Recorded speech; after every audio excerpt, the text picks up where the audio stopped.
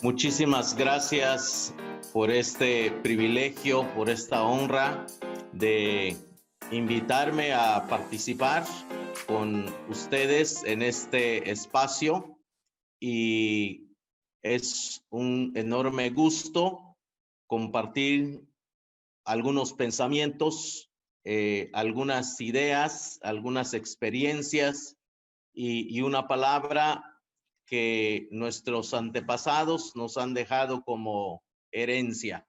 Agradezco mucho al capitán Delgado esta iniciativa de reivindicar nuestra historia, de reivindicar nuestra memoria y traer de nuevo el tema maya sobre la mesa estatal, nacional, que nos parece muy importante, sobre todo el reconocimiento de que tenemos una historia y seguimos como pueblo maya viviendo y trabajando, involucrándonos en este mundo moderno y caminando con las diferentes circunstancias que vive este país.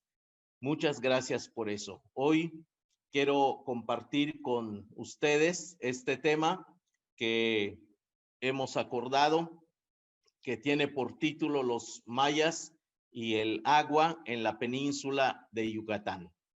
Hablar del agua en la península de Yucatán desde la perspectiva maya es un tema que cala muy hondo para quienes todavía tenemos este corazón, para quienes todavía tenemos esta lengua, para quienes todavía tenemos la piel morena, pero sobre todo la conciencia de ser mujeres y hombres de maíz en este territorio lastimado, dolido, pero que un territorio que se mantiene en resistencia frente a una invasión que empezó hace más de 500 años.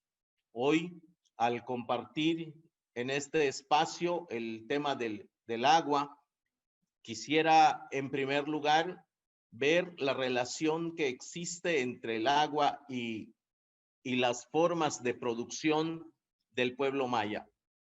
Una primera cuestión que creo que es importante subrayar: en el pensamiento maya, el agua, así como otros elementos que tenemos aquí en la península, no está considerado como una mercancía.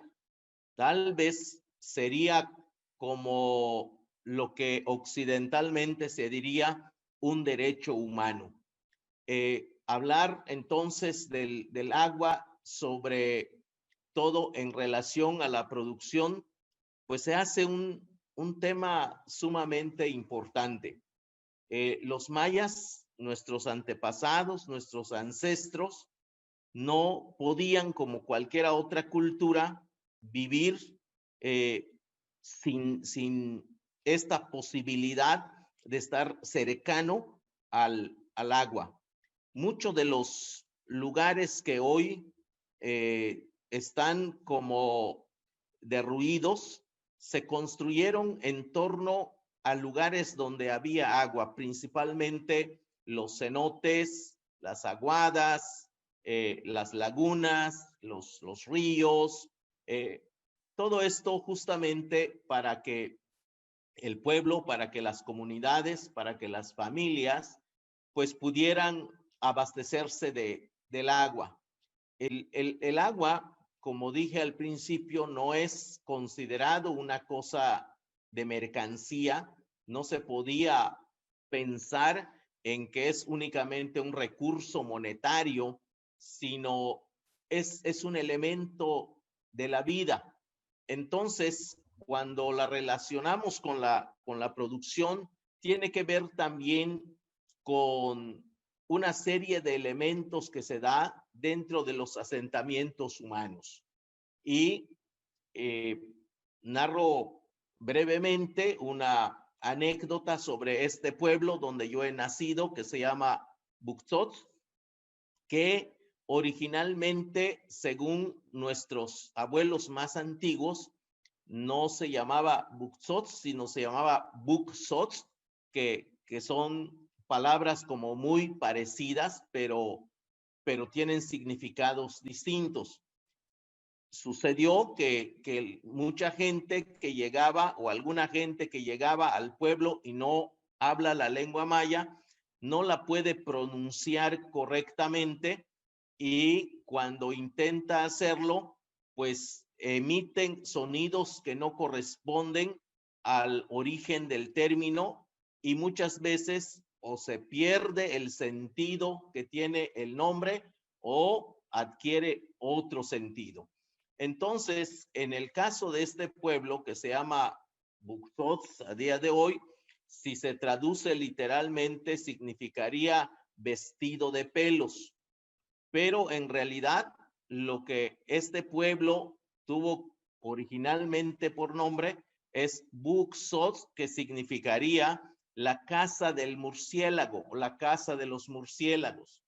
Y esto tiene su razón de ser debido a que los fundadores de este pueblo, según nos cuentan en la tradición oral, consiste en que gente cercana a este lugar que venían buscando nuevos montes altos para hacer la milpa, pero la tenían que hacer en un lugar donde hubiera agua. No se puede concebir la milpa si no hay agua.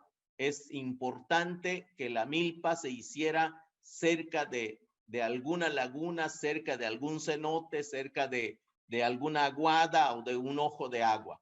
Entonces, en este caso, encontraron un cenote tipo cueva que entraron a revisar y se encontraron con agua viva. Encontraron que en esa cueva pues había un cenote y había una gran cantidad de murciélagos. Entonces le dijeron, pues esto es una casa de murciélagos. Así le llamaron. Buxots en ese sentido significa la casa de los murciélagos. Y aquí se comenzó entonces a sentar hombres y mujeres que constituyeron familia, y en esta producción de la comida, que no es una producción industrial, sino es una producción de la comida, va definitivamente ligada a la vida de las personas, a la vida de los niños. Y entonces el agua es considerada un valor que tiene que ver con la vida en todos los sentidos. El agua comienza a adquirir una serie de valores, entre ellos espiritual, y que vemos que tienen como lo que occidentalmente se entiende como dioses y que nosotros llamamos guardianes, que estos son los que se encargan de cuidar, de proteger el agua de posibles ataques o de posibles amenazas. Entonces, es en ese sentido que el pueblo maya va construyendo su historia, va construyendo su vida, va recreando su vida, y la producción de maíz, la producción de calabaza, la producción de chile, la producción de todos estos elementos que sirven para comer, pues bueno, se da en torno al agua, se da en torno al cenote. Sabemos igual que dentro de esta producción está una parte muy importante que es la miel, y que hoy sabemos que la miel de Xunancap es una de las mieles más preciadas, y que se han descubierto inclusive sus elementos medicinales, curativos, y que bueno, en ese tiempo pues formaba parte de lo que el pueblo maya podía disfrutar con libertad. Entonces, cuento todo esto para poner en contexto la importancia que tiene el agua en la vida de las comunidades.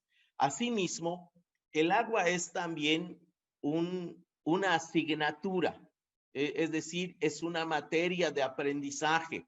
El agua es también donde los niños no solamente tienen que abastecerse, no solamente tienen que matar su sed, sino los niños tienen que aprender también de las lecciones que tiene el agua del cenote. En el agua del cenote aprendemos a nadar. En mi caso, como experiencia, el lugar que fomentó mi padre para hacer la milpa, para trabajar el resto de su vida, es un cenote que hoy lleva el nombre de Sonot Pinto, y que en este cenote, pues aprendimos a recoger el agua, a tomar el agua, pero también aprendimos a nadar. En las épocas de tanto calor como son los meses de abril y de mayo, es casi un rito para nosotros como familia dejar tiempo a eso de las 12 a la 1 de la tarde, llegar y tirarnos al cenote a refrescarnos. Pero no solo eso, sino también el cenote como parte de la pedagogía de la familia implica también encontrar ahí comida y no solamente bebida. Ahí nos íbamos a pescar unos peces que en maya le llamamos lup. No sé cómo se llama en español porque yo siempre tengo el problema de las limitaciones en mi español porque crecí hablando maya y hasta ya grandecito era monolingüe, hasta que, bueno, aprendí un poco de español en la escuela. Pero bueno, los peces en el cenote les llamamos lup, que tiene un tipo de parecido al bagre. Habían tortugas, grandes tortugas, enormes tortugas, habían mojarras, habían lagartos, así que aprendemos también a pescar en el cenote. Aprendemos también que en el cenote es importante porque no solamente nosotros como seres humanos nos abastecemos de él, sino también nos damos cuenta que es un espacio de uso comunitario, no solo entre humanos, sino entre humanos y animales. Encontramos que en el cenote llega el venado a tomar agua, el jabalí, el tepezcuintle, los pájaros, en fin, en los meses de abril y mayo, a eso de las 5 de la mañana, a las 6 de la mañana, estamos escuchando una gran cantidad de pájaros, un concierto de pájaros alrededor del cenote que vienen a tomar agua y a alegrarnos también con su canto y seguramente agradecerle a los dioses por ese espacio. Por lo menos es así como lo creemos y es así como se los enseñamos a los niños, como nos lo enseñaron a nosotros cuando fuimos niños también. Entonces el agua adquiere un sentido para nosotros como mayas, que es un sentido que me parece que se va perdiendo hoy en una sociedad tan insensible muchas veces, en una sociedad tan egoísta, en una sociedad tan individualizada, tan atomizada, en una sociedad polarizada, enfrentada, en donde han globalizado un solo valor. Ese solo valor se llama moneda, se llama dinero. Y si es verde, entonces la gente da su vida por ello. Nosotros no vemos como pueblo maya eso, no lo vimos así cuando crecimos. Nosotros vimos el agua, entre otros elementos, como uno de los valores más importantes de la vida. De hecho, ni siquiera manejábamos dinero en el rancho, en la milpa. teníamos nuestros animalitos y teníamos allá la milpa en torno al cenote, en torno al agua. Entonces lo importante no era lo que va en el bolsillo, porque no recuerdo ni siquiera si tenía bolsillos mi pantalón. Lo que nos preocupaba era justamente la comida, era justamente la bebida, y la bebida, pues obviamente los atoles, los pozoles, se tenía que hacer con agua. Y eso es el valor que tiene para nosotros, el significado que tiene para nosotros. Entonces se comienza a configurar como una fe, como una deidad, como un Dios, porque entendemos que sin eso no podemos vivir. Es así como la cultura maya va fortaleciéndose, va creándose, va recreándose y va juntamente con el aprendizaje que vamos obteniendo de nuestros padres, de nuestros abuelos y del amor que nace no solamente del agua en sí, sino de todo lo que está en torno al agua. Y lo que está en torno al agua son animales, son pájaros, pero también son grandes árboles. Y aprendemos que los árboles tienen también una función, y esa función es sumamente importante. Por ejemplo, del cenote que yo les hablo, que nos ha dejado mi padre, existen unos árboles que en maya se llama chechem, que no sé cómo se llama en español. Este árbol chechem es demasiado tóxico. Hay mucha gente que solamente con acercarse a ese árbol comienza a tener rasquera en la piel. Y si, bueno, se te pringa, por ejemplo, la resina, pues sí te quema bastante feo. Pero siempre al lado de este árbol hay otro que se llama sacchacá, que así se llama en maya, que sirve la resina para limpiarse la resina tóxica, y así se cura. Pues todo eso lo vamos aprendiendo. ¿Por qué? Pues porque está el agua allí como el elemento central, y en torno al agua se van dando estos aprendizajes y estos conocimientos.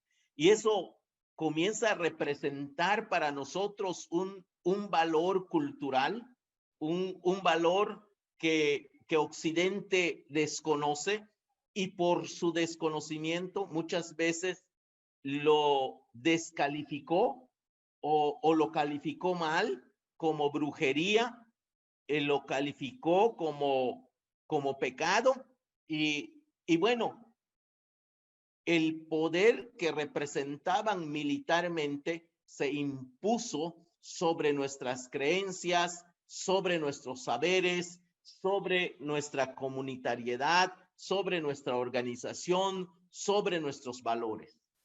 Lo triste es que esto no es una historia. Lo triste es que esto sigue siendo una experiencia a día de hoy. Es por eso que muchas veces a nivel internacional se habla de que los mayas son una cultura de ciencia, de gran conocimiento, de trascendencia. Y hablan de que Chichén Itzá es un lugar fantástico donde desciende Kukulcán, y que bueno, hay un cenote sagrado en ese lugar y hay otro debajo de la pirámide. En fin, se habla de los mayas como grandes científicos, se habla de los mayas como grandes arquitectos, como urbanistas, como estudiosos de una ciencia, y escritores, escribanos. En fin, se habla de los mayas en ese sentido. ¿Dónde está el problema? Hasta ahí vamos bien. El problema es que este tipo de mayas, para esta visión, se murieron, se acabaron, desaparecieron, y lo único que existen hoy son ruinas y museos en donde se puede ver la grandeza de aquellos mayas. Me parece que ahí está el problema. Si hablamos de los mayas vivos a día de hoy, los mayas vivos han sido descalificados por un sistema político, por un sistema religioso que tiene como valor el dinero, la industria y el poder que ejercen desde muy arriba, y hemos sido descalificados como pueblos indígenas. A partir de la llegada de los españoles, hay una agresión, hay una conquista, una invasión, una colonización, y que bueno, después de 300 años viene una lucha por la independencia en la que muchos hermanos indígenas murieron, y que después de eso seguimos igual o peor, con las mismas condiciones o peor de la conquista y la colonización. Después vino una revolución, pero esa revolución también se llevó muchas vidas indígenas, y que también después de esa revolución, pues volvimos a quedar igual o peor. A día de hoy, las aguas que tiene la península de Yucatán siguen siendo conquistadas, invadidas y colonizadas por grandes empresas. Entonces, al ser colonizadas por las grandes empresas, comienzan a desplazarnos de estos espacios. Y curiosamente, quienes nos invaden tienen una lista de precios en moneda sobre todo aquello que está en un espacio. Por ejemplo, en torno al cenote donde yo crecí, hay algunas ceibas, unas ceibas grandes, enormes. Y mi padre construyó en medio de las ceibas un espacio que convirtió en su altar para ofrecer las primicias que hacía a los dioses mayas o a estos seres mayas que llamamos guardianes. Entonces, estas ceibas son como los testigos de este espacio en donde invocamos a los vientos, donde invocamos a la lluvia, donde invocamos al sol y los otros guardianes del monte. Sin embargo, cuando el pensamiento occidental insensible llega y dice, ¿cuánto vale la ceiba? Pues la ceiba está tasada en el mercado en 200 pesos. Entonces puedo cortar 50 ceibas o 100 ceibas y me sale baratos. Pues son 1,000 o 2,000 pesos. El problema es que no tiene que ver con el precio en moneda para nosotros.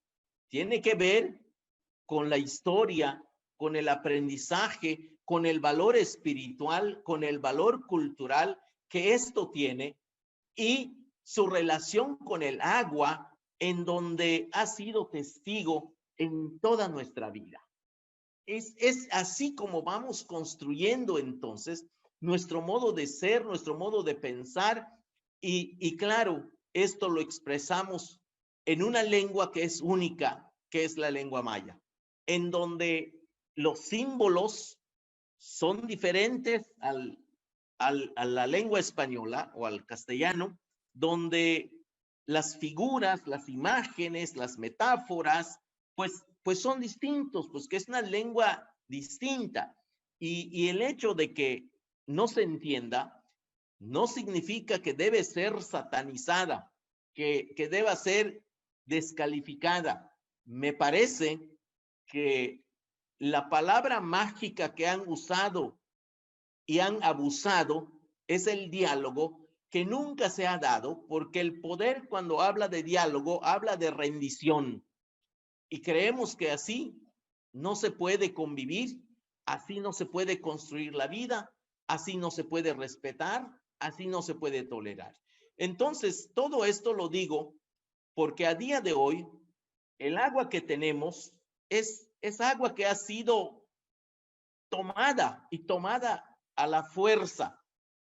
Yo recuerdo que el agua como un espacio de vida y un espacio de aprendizaje servía para comunicar a los diferentes pueblos.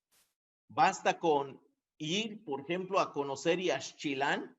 Seguramente muchos de ustedes conocen Yaxchilán y han visto cómo en la orilla de ese río está una construcción hermosa en donde a través del río se puede comunicar a la gente.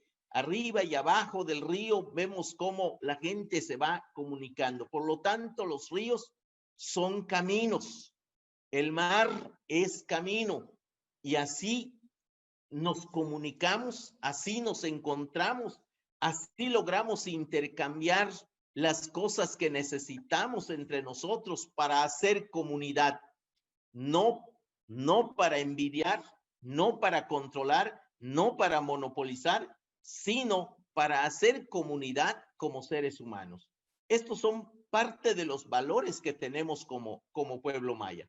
Entonces, el agua es un elemento sagrado, si se puede decir así, para que Occidente lo pueda entender.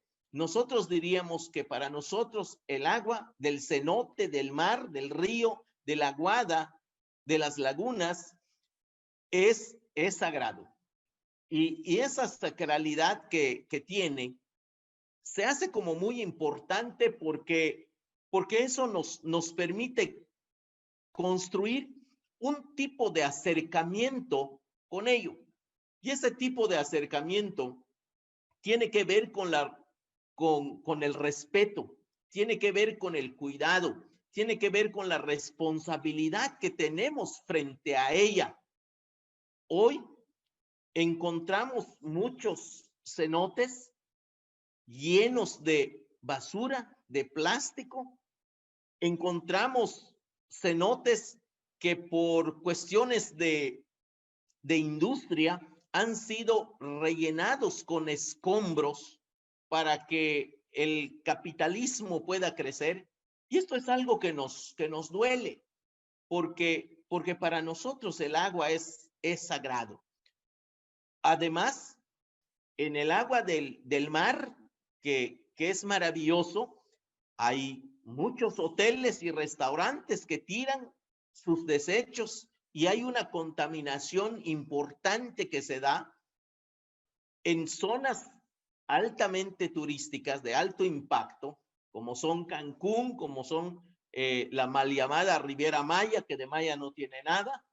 Pero bueno, ahí encontramos una relación de agresión hacia el agua y no una relación de respeto, no una relación de agradecimiento, no una relación de construcción comunitaria de la vida, sino de verlo como una mercancía, como un producto. Por eso en Occidente se dice que estos elementos son recursos naturales. Es solamente un recurso. Es más, para el capitalismo, lo humano es también un recurso. Y vamos a encontrar oficinas donde dice, allá en recursos humanos, ahí te vas a dirigir. Sí, solamente somos mercancía también desde esas miradas, desde esas formas, lo cual no compartimos como pueblo maya. Para nosotros, el agua trae muchos beneficios que no solamente son caminos que nos comunican y nos hacen encontrarnos, sino también trae otros elementos como la pesca, que es muy importante, pero también trae la sal. La sal es sumamente importante y aquí están las historias en los tiempos de la guerra de castas, como la sal que se cosechaba desde este lugar que hoy le llaman Xcambó, que seguramente conocen, que está cerca de Telchac, que era un lugar donde se cosechaba la sal. La sal era sumamente importante y servía para diferentes tipos de intercambio en el pueblo maya. La dificultad de gente que vive en el sur de Yucatán para encontrar sal era importante, por lo tanto, había un sistema de comunicación desde Xcambó hasta la zona de Peto, pasando por Siuché y llegando hasta por Carrillo Puerto. Hay historias que hablan sobre cómo se distribuía la sal que salía desde estos lugares. Entonces esto se hace como muy importante remarcarlo. Además, el agua no solamente sirve o ha servido en este sentido, sino también ha servido como un elemento para la construcción de mitos que le llaman, o historias como nosotros le decimos. Algunos tal vez han oído el famoso mito o la famosa historia de la Xconjanuk que se cuenta en Maní, en el pueblo de Maní. Para quienes conocen el pueblo de Maní, hay un cenote en ese lugar, relativamente cercano al convento, y nos dicen que en ese lugar, pues iban a lograr la distribución limitada del agua en una época que vendría en la que el agua tendría que ser muy escasa. Entonces, en ese lugar vivía una viejita, y esa viejita pues tenía unos frutos de cocoyol partido en dos como si fueran jícaras, y con eso le daba agua a una persona que quería, pero a un precio muy, muy elevado. Esto termina mal porque llega un momento en que se cambia un poquito de agua con la vida de un niño. Había que entregar a un niño para que se pueda hacer acreedor la persona necesitada del agua de una pequeña porción de agua en el medio cocoyol. Entonces, este pensamiento, esta historia, este mito, nos habla de la situación que vivimos hoy frente al agua. Hoy hemos escuchado en el norte del país que tenemos un problema serio con el agua. Aquí también en la península de Yucatán estamos teniendo problemas con el agua. Sin embargo, el agua debe tener sus guardianes. Aquí en la península de Yucatán, los mayas somos responsables también de la protección del agua, de cuidar el agua, de seguir conviviendo con respeto con el agua. Y me parece que si nosotros no nos hacemos responsables de este elemento importante, es traicionar también nuestra memoria, es traicionarnos a nosotros mismos, es traicionar la enseñanza de nuestros abuelos, de nuestros antepasados, de nuestros ancestros. El agua es tan importante que nos permite una ventaja importante en la comunidad. Hoy, gracias a espacios como estos, en donde podemos volver a reflexionar sobre este tema importante, sabemos muchas cosas. Hace un momento veía al capitán Delgado enseñarnos algunas piezas antiguas que nos hacen recordar la historia. Igual hace poco se pudo, de acuerdo a las noticias, encontrar los vestigios de un barco antiguo que transportaba esclavos mayas y que se había hundido por sisal. Y bueno, eso nos hace recordar una parte de la historia lamentable de la península de Yucatán, de cómo los mayas fuimos cazados, capturados y vendidos como esclavos en la isla de Cuba. También es importante decir que los mayas tenían una forma importante de comunicarse a través del mar. Y con esto voy a ir terminando. Encontramos lugares, ya he mencionado, como Xcambó. Encontramos lugares como Tulum. Tulum es un lugar importante que está construido a la orilla del mar. Quienes conocen Tulum deben haber descubierto la magia que tiene. Encontramos Isla Mujeres también, que es fundamentalmente una isla maya en la antigüedad. Encontramos Cozumel, que es otra isla maya muy importante. Todo esto en la península de Yucatán. Encontramos Bacalar y muchos otros lugares en donde nos muestran cómo los mayas tenían una vida sumamente ligada al agua. Es importante entonces que los pueblos mayas de hoy generemos esta reflexión que tiene que ver con nuestra responsabilidad frente al agua que bebemos, el agua en donde aprendemos a construir la vida y comenzar a hacer conciencia a los que ven el agua únicamente como una mercancía o como únicamente un elemento a comercializar. Yo creo que nuestra vida como pueblos mayas tiene algo especial por el agua en donde crecemos. Y para terminar, hay una rana, un sapo que en maya le llamamos Itzmuch, que es esta palabra que se conoce como Itza, como Chichen Itza.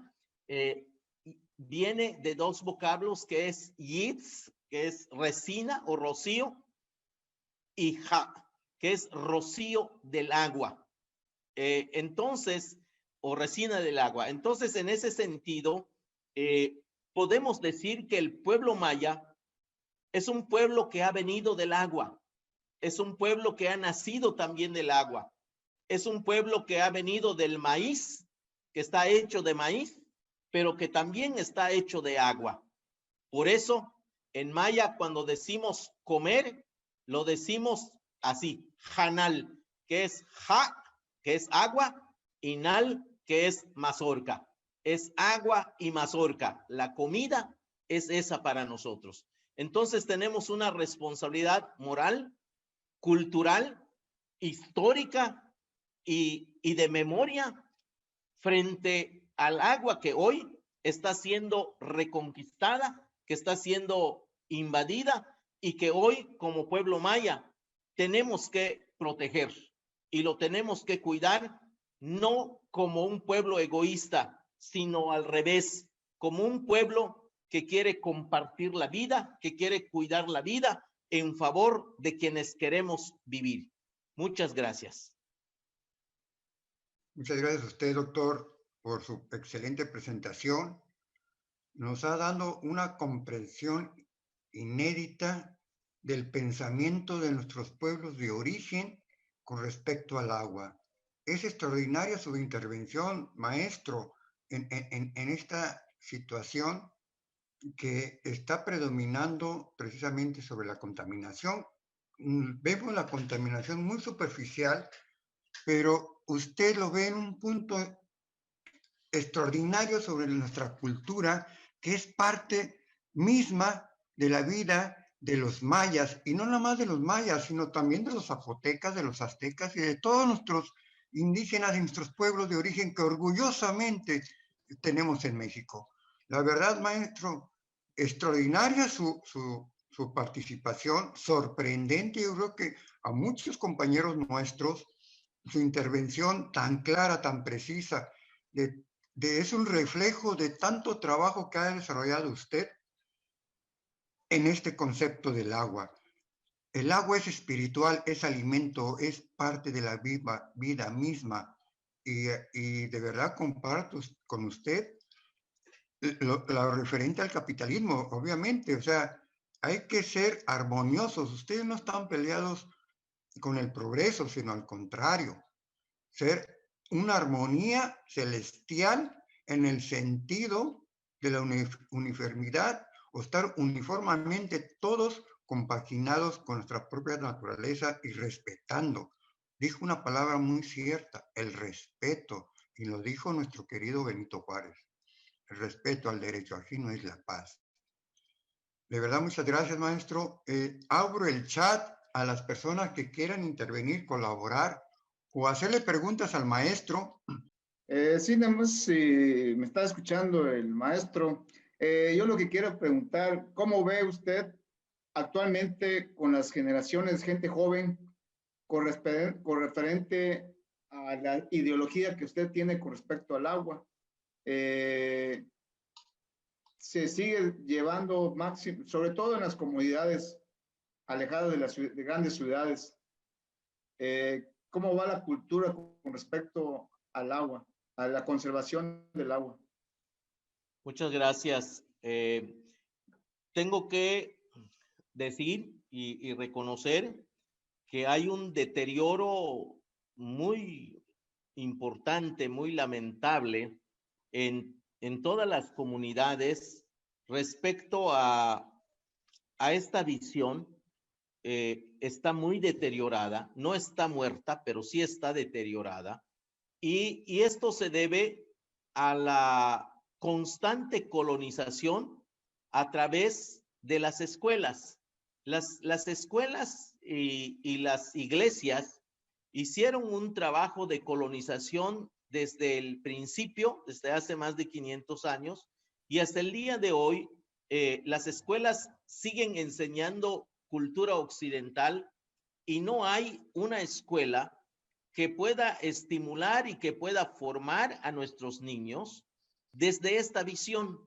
Desde Vasconcelos se plantea un indigenismo en donde este indigenismo es la incorporación del indio a la civilización. Es decir, hay que desindianizarlo porque el indio es ignorante, porque el indio habla una lengua fea, una lengua no aceptable, ridícula. Entonces hay que incorporarlo para que todos sean mexicanos y dejen de ser indios. Esta mentalidad se circuló mucho en las escuelas y se sigue circulando. Por ejemplo, a día de hoy, en los libros de primaria hay una materia que se llama lengua materna, y la lengua materna es español, no es maya. Entonces, está tan deteriorada esta mentalidad en los jóvenes, en los niños. Sin embargo, tenemos esperanzas. Hay, creo, una nueva generación de jóvenes que están comenzando a mirar de nuevo sobre su propia cultura, sobre su propia comunidad, y lo tengo que decir con alegría y con esperanza también, porque muchos hoy comienzan a interesarse en escribir la historia de sus propios pueblos. Comienzan a buscar, inclusive profesionalmente, a convertir en poesía, en obra de teatro, en narrativa, finalmente en literatura, estos conocimientos que comienzan a empujarse otra vez desde jóvenes que hoy comienzan a regresar a su propio pozo a beber sus propias aguas. Y esto es interesante. No se ha dado así en grandes multitudes, pero ahí está un número importante y que creo que si no permitimos más abusos sobre el agua y sobre nuestra cultura, yo creo que vamos a poder conservar este pensamiento. Y creo que es un pensamiento que no es válido solo para nosotros, sino debe ser válido para todos, porque me parece que los seres humanos tenemos que aprender a construir así la vida en fraternidad y respetando la naturaleza, teniendo como principio que si destruimos la naturaleza, nos destruimos a nosotros mismos. Yo creo que en la casa, en el hogar, podemos trabajar con nuestros hijos y crecerlos en una mentalidad en la que aprendamos a amar estos elementos de vida. Doctor Pedro Ucbe, muchas gracias, muy interesante, la verdad, escucharlo. Yo tengo poco tiempo residiendo aquí en la península, específicamente yo vivo en Concal. Ya había venido a la península cuando era muchacho, hace algunos años. Tuve la oportunidad de estar por acá algunos veranos seguidos y en aquella época, ahora que regresé, han cambiado mucho las cosas.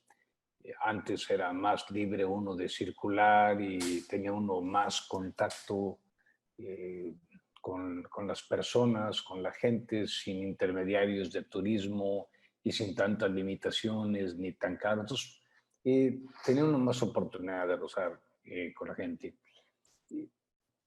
He escuchado, hay una estación de radio que me gusta mucho porque promueven la lengua, promueven la cultura maya y defienden mucho y hablan de lo que usted habla. El comentario que voy a hacer no es un comentario negativo, pero sí va en línea con lo que usted dijo de cómo nos han ido alejando de las culturas básicas indígenas de México. Cuando comencé a venir buscando mover a mi familia, moverme de residencia, anduve circulando mucho por todo Yucatán, básicamente recorrí todo Yucatán con unos amigos que me andaban mostrando y estaba buscando oportunidades para sentarme acá. Y pasamos por un pueblito, no recuerdo cuál era ahorita. Entonces, en mi mente yo dije, ahorita llego a la tiendita del pueblito y compro comida regional, ¿no? Lo que fuera sencillo, algo sencillo. A lo mejor pensé en jugos y galletas o pan o algo regional. Para mi sorpresa entro a la tiendita y me encuentro con puros productos de Coca-Cola y de Bimbo. Y de cierta manera sentí, me pegó un poco, ¿no? Por eso lo comento, por eso es importante y le estoy muy agradecido a usted, al capitán Delgado, a todos, a Mauricio y a todos los que participan en esto, de fomentar la cultura, en este caso la cultura maya, de regresarnos a lo importante, porque nos venden la cultura maya como turistas. Vas, como usted lo dijo, vas a la Riviera Maya y de Maya no ves nada más que el nombre y todo lo demás no tiene nada que ver con lo maya. Los cenotes nos los venden como que era un lugar donde antiguamente los indígenas hacían sacrificios, no lugares de vida como usted lo describió. Entonces, ha sido muy importante, la verdad. Muchísimas gracias. Es iluminativo. No sé si existe la palabra iluminativo, pero trae mucha luz a una realidad que es importante y pues cuenten con nosotros para lo que podamos ayudar a traer de regreso la importancia o hacer conciencia sobre la importancia de la cultura maya. Cuenten con nosotros. Muchas gracias. Muchísimas gracias, muy generoso y siempre vamos a necesitar de ustedes. Yo aquí quiero igual hacer un comentario. Hoy en la Asamblea de Defensores del Territorio Maya al cual pertenezco, hay muchos compañeros, compañeras del centro del país que están participando con nosotros, a las que agradecemos mucho. este acompañamiento y la verdad es que se la han jugado con nosotros como verdaderos hombres y mujeres que tienen corazón maya y que bueno, están siendo también atacados por ayudarnos, por acompañarnos, pero agradecemos mucho este gesto. Sabemos que bueno, el corazón puede ser un corazón maya cuando entiende y comparte estos valores de la vida que tienen que ver con el agua. Y lamentablemente los pueblitos están muy golpeados por el consumismo conspicuo que hay. Y bueno, hoy sopa nisi es lo que se encuentra en las tienditas para comer y en lugar del calabazo, pues se llevan la Coca-Cola a la milpa, y si es que tienen milpa, y sí está muy deteriorado. Sin embargo, hay también gente que todavía conserva esta parte que comento, y hay bastantes todavía, y por ejemplo, tenemos como 20 años de haber empezado a hacer una feria de la semilla, en donde conservamos nuestras semillas originarias, y que esto le ha dado una vida importante a la península de Yucatán. Hay un comité peninsular que hace este trabajo de conservación de la semilla, y esto es justamente no solo semilla de maíz, sino es semilla también de nuestra propia cultura. Muchas gracias.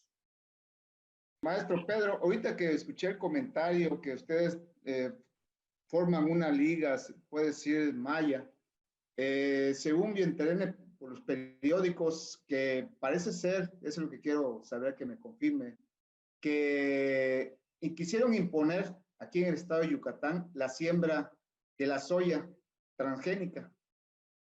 Parece ser que eso, ahorita que usted comente, que lograron eliminarlo. No, no sé si es algo correcto o creo que solamente pudieron hacerlo en el estado de Campeche.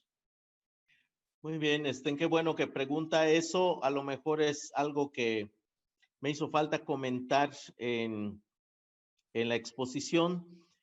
Hace algunos años comenzaron a llegar unas empresas desarrollistas a ocupar grandes extensiones de tierra acá en Yucatán con base a engaños, a hacer que la gente firme hojas en blanco, gente que no habla español o que habla muy poquito, pero que no entiende los términos en los que está redactado un acuerdo o un convenio o un contrato, y pues los hacen firmar. Entonces, la empresa Monsanto estimuló desde hace más de 10 años la siembra de soya transgénica en toda la península de Yucatán.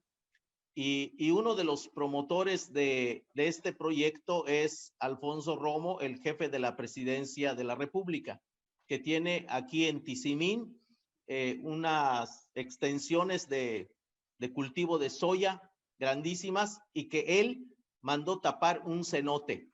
Él rellenó un cenote con escombros porque decía que le perjudicaba. Entonces, de ese tamaño está la situación.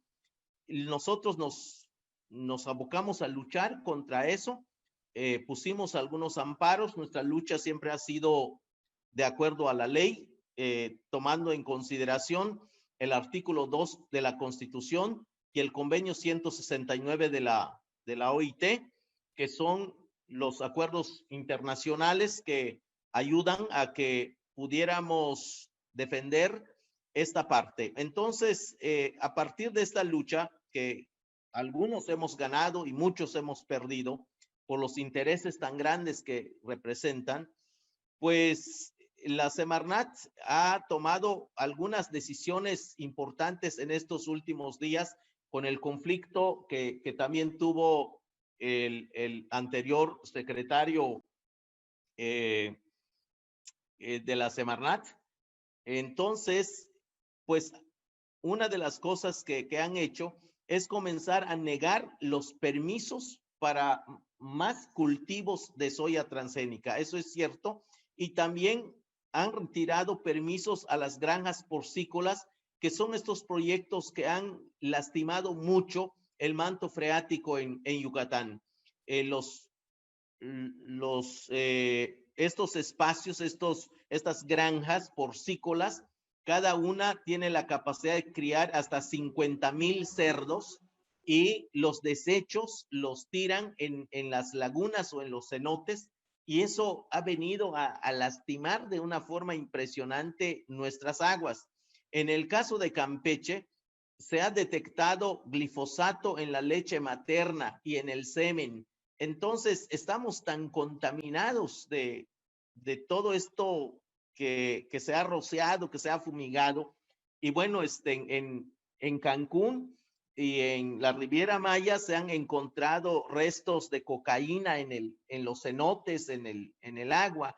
Estamos a punto de colapsar con esto. Entonces, yo creo que si como ciudadanos no seguimos haciendo una presión importante, esto se va a acabar. Y esta es la razón por la que estamos en contra del mal llamado Tren Maya, porque el Tren Maya no es realmente un tren, y eso es lo que no dice Fonatur. Es un proyecto de reordenamiento territorial en que piensan convertir a las comunidades indígenas en una especie de granjas para ser visto por los turistas.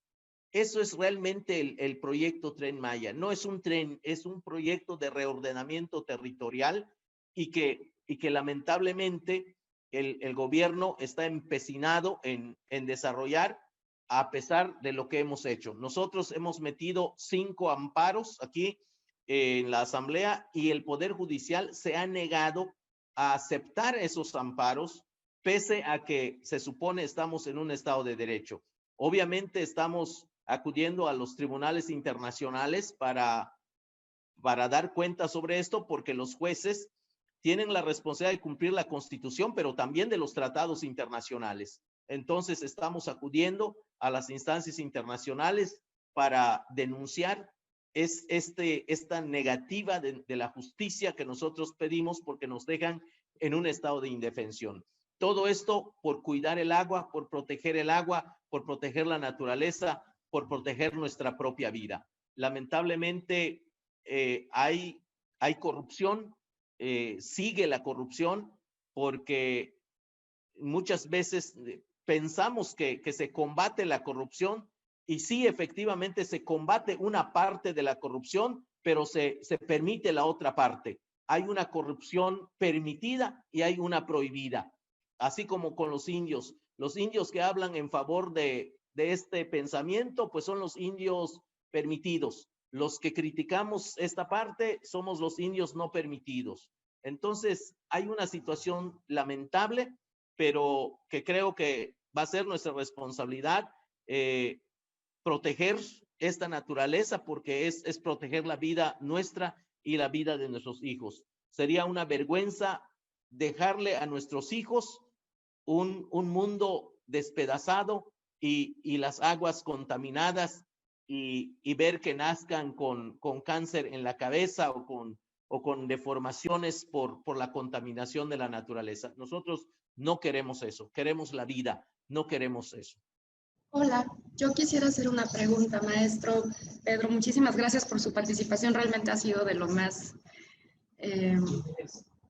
clara, ¿no? Y sumamente, creo que pone los puntos sobre las is, más bien, en donde debemos de poner la atención. Mi pregunta concreta es, yo creo que este conflicto o los conflictos que nos ha estado mencionando, ¿usted cree que tiene que ver algo con esta relación entre la naturaleza y la cultura, y de qué manera la sociedad, digamos, mestiza, por así decirlo, ve a la naturaleza como algo ajeno, ¿no? De pronto como un escenario que está ahí, que si se destruye o se quita o se modifica no pasa nada, ¿no?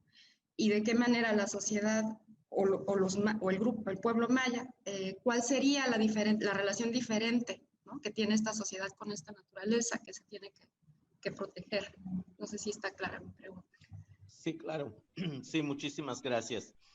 Bueno, nosotros como Asamblea de Defensores del Territorio Maya Muxchimbal, como nos llamamos, tenemos justamente como para responder este tipo de inquietudes que nos parece muy válida, muy legítima, un espacio construido como un blog, y en ese blog nosotros estamos subiendo toda la información que se genera en las comunidades para que la gente lo pueda leer, lo pueda conocer, lo pueda saber y que se dé la oportunidad de reflexionarlo sin prejuicios, sin descalificaciones, sin intereses personales o de grupo, sino ver el bien de la naturaleza y el bien de la comunidad como sociedad humana. Entonces, tenemos información en este espacio, que es un blog, y les invitamos a leerlo, a conocerlo, porque son testimonios de gente de las comunidades, de mujeres, de niños, de ancianos, que recogemos y los convertimos en artículos, los convertimos en imágenes, los convertimos en videos para compartir con toda la gente que quiere saber y que quiere conocer nuestras razones reales de por qué hacemos este tipo de cosas, ¿no? En realidad, nuestra organización es una organización de pueblos, es un colectivo de personas que venimos de 25 comunidades de la península de Yucatán. No percibimos ningún sueldo, nadie nos paga, no somos de los que concursan convocatorias para bajar recursos a fundaciones internacionales, no hacemos eso, ni lo queremos hacer. Somos gente de comunidad que queremos solamente conservar lo que tenemos y compartir con los demás los valores que nosotros creemos que son valores universales, que también le interesa ya sea a indígenas o no indígenas. A todos nos gustaría beber agua limpia, agua pura, agua no contaminada. A nosotros nos gustaría comer un elote que no sea transgénico. También a los mestizos, también a otros les gustaría comer sano.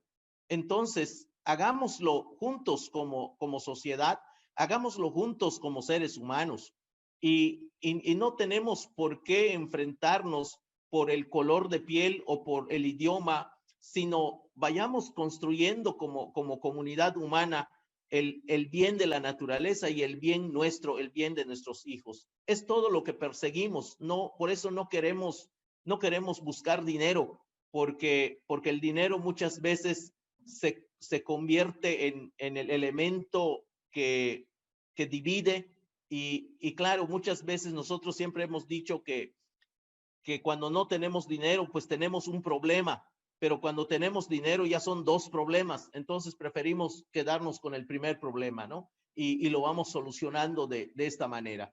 Esto es lo que nosotros creemos y pensamos y es lo que defendemos.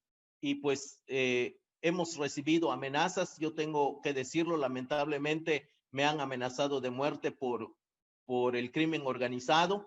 Estoy acogido bajo este instrumento que se llama Mecanismo de Protección a Defensores de Derechos Humanos y Periodistas. La policía viene casi todos los días a hacer sus rondines en mi casa. No es muy cómodo vivir de esa manera, pero lamentablemente por defender nuestra tierra y la naturaleza, estamos viviendo en un estado de sitio, lamentablemente. Nosotros creemos que si la voz de todos, sobre todo de los no indígenas, porque muchas veces les hace más caso a los no indígenas, si tan siquiera se unieran un poco a nuestra voz y entendieran nuestra razón para exigir que haya este tipo de justicia, mucho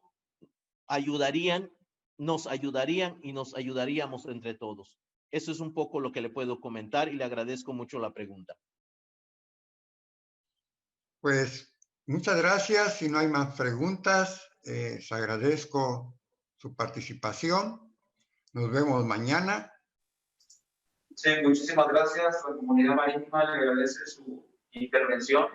No nos queda claro que la cultura maya en sí continúa siendo historia. Nosotros queremos contar la historia de nuestra parte marítima y usted con sus poemas, su poesía, pues nos enriquece. Entonces, muchísimas gracias, maestro.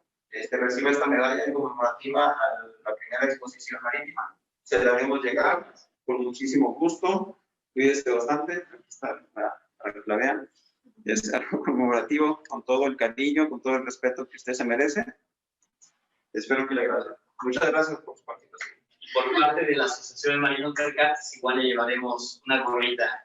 Muchísimas gracias. Gracias, maestro. Muchas gracias, muy amable. Gracias, gracias. Un abrazo.